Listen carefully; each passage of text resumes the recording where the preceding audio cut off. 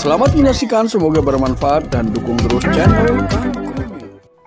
Assalamualaikum warahmatullahi wabarakatuh. Kembali lagi bersama saya Kang Kumis. Kali ini Kang Kumis kembali bersama sahabat semua. Nah, tentunya masih di channel Kang Kumis. Nah, di sini Kang Kumis ingin membahas mengenai 8 penyebab istri selingkuh. Nah, ini tentunya adalah kita harus tahu betul ya, agar perselingkuhan yang terjadi di tengah kehidupan rumah tangga kita bisa terhindari secara dini.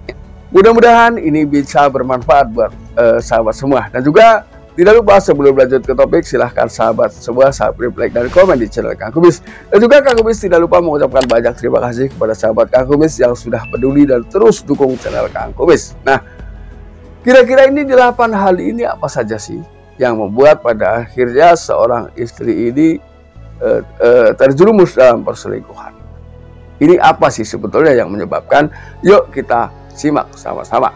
Yang pertama selalu adalah bosan. Bosan ini menjadi salah satu penyebab seseorang pada akhirnya berselingkuh. Di sini banyak hal yang harus kita pahami, bagaimana menciptakan hal-hal baru di tengah kehidupan rumah tangga kita agar kebosanan ini senantiasa bisa dinetralisir. Ini yang pertama adalah ketika seseorang berada di atas titik jenuh dan tidak tahu lagi harus seperti apa, harus bagaimana.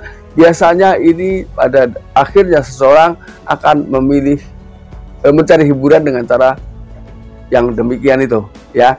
Ini adalah cara-cara yang memang sangat tidak dibenarkan ketika seseorang ini sudah berumah tangga.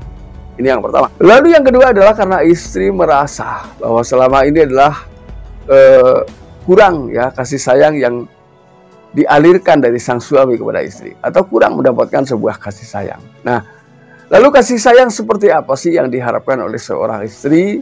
Nah, di sini bisa diketahui ya, kasih sayang ini bisa diketahui oleh masing-masing pihak ketika keduanya menjalankan sebuah komunikasi yang baik dan benar. Jadi tahu selera tentang kasih sayang ini seperti apa yang harus diberikan. Ya, sebagai suami juga harusnya melihat itu, karena ketika memang seorang suami memiliki pasangan yang manja, tentunya biasanya kasih sayang itu harus dicurahkan dalam bentuk kemanjaan. Lalu kemudian yang ketiga, biasanya adalah karena menunggu janji yang tak kunjung terbukti. Nah, ini biasanya ketika awal mula orang melakukan pendekatan atau katakanlah berpacaran, ini selalu menjanjikan banyak hal keindahan, banyak hal yang menjamin sebuah kebahagiaan. Ini adalah hal yang keliru, karena pada saat seseorang melakukan sebuah pendekatan dengan lawan jenis atau dengan wanita, ketika kita niat mau serius, di sini kejujuran adalah hal yang sangat penting. Jadi agar ketika semua itu sudah berjalan, tidak ada penyesalan di belakang hari karena pertemuan yang diawali oleh sebuah kebohongan, ya. Jadi ketika seorang pria ingin mengenal wanita lebih jauh, apalagi ingin dijadikan pendamping hidup, maka jujurlah. Karena kejujuran itu sudah ada nilai plus di mata wanita. Percaya atau tidak, ya. Kemudian yang keempat adalah merasa bahwa pria pilihannya bukanlah orang yang tepat. Nah, ini mungkin dampak dari kebohongan seseorang atau pria ini awalnya adalah berbohong, ya. Jadi ketika sudah berjalan, di tengah perjalanan merasa bahwa selama ini dia merasa dipermainkan perasaannya, sehingga pada akhirnya seorang istri berpikir bahwa dia adalah bukan orang yang tepat. Namun ketika awalnya sudah diselimuti dengan sebuah kejujuran, insya Allah keduanya akan menerima apa adanya, karena itu hasil kejujuran dari Anda, ya. Jadi artinya di sini tidak ada kejujuran yang ketika diperjuangkan itu tidak ada manfaatnya, itu tidak ada. Ya, semua kejujuran pasti berakhir dengan baik. Lalu yang kelima adalah sering dibangun cinta jarak jauh.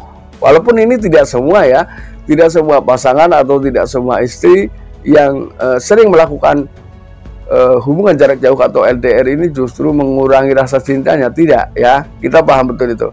Ada juga yang suaminya mungkin karena tugas dinas dan sebagainya, ini biasanya pulang dengan jangka waktu yang cukup lama. Tapi karena bentuk rasa kesetiaan, si istri ini rela menunggu kepulangan si suami dengan memendam kerinduan, ya, dengan memendam segudang kerinduan untuk suami tercinta. Maka ketika itu dapat dipertahankan, maka sahabat semua selalu bisa menumpahkan kerinduan dan kerinduan. Maka di situ menggambarkan kasih sayang di antara keduanya akan selalu baru. Itulah nikmatnya ketika seseorang mampu menahan hubungan jarak jauh hingga saat yang tepat. Lalu yang keenam, karena merasa terlalu sering diatur oleh pasangan, ya. Di sini tentunya sedikit kebebasan harus memang diberikan. Tapi yang penting kebebasan yang diberikan oleh sang istri atau sang suami, ya.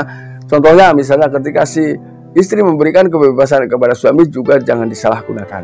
Ketika si suami memberikan kebebasan kepada istri juga jangan disalahgunakan. Nah, ketika itu bisa dipertahankan, maka kepercayaan di antara keduanya akan tumbuh.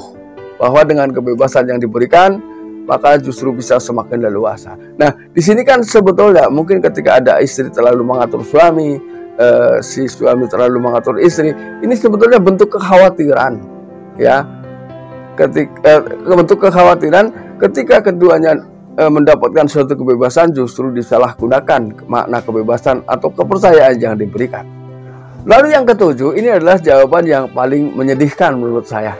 Sebuah alasan, ya, sebuah penyebab yang semakin menyedihkan. Walaupun ini tidak terjadi pada semua orang, tidak, tapi mungkin ada, yaitu dikarenakan karena si suami sakit-sakitan atau tidak bisa bekerja lagi, atau tidak bisa memenuhi hal-hal yang diharapkan oleh si istri. Nah, ini kan jawaban yang sangat menyedihkan. Walaupun banyak istri-istri yang setia, walaupun si suami ini sedang sakit, ya rela menunggu, rela merawat, itu banyak yang seperti itu. Tapi saya percaya di sahabat Rangkumis semua ini tidak ada yang seperti itu, ya.